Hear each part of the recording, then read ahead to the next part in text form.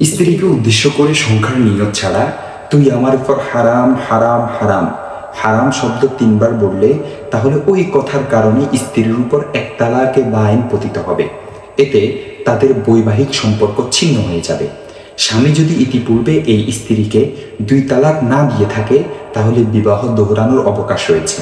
তাই স্বামী স্ত্রী উভয়ে সুষ্ঠুরূপে পুনরায় দাম্পত্য জীবন গড়তে চাইলে আবার নতুনভাবে মোহর ধার্য করে কমপক্ষে 2 জন সাক্ষীর সামনে বিবাহ বন্ধনে আবদ্ধ হতে পারবে। এতে করে তারা একে অপরের জন্য হালাল হয়ে যাবে।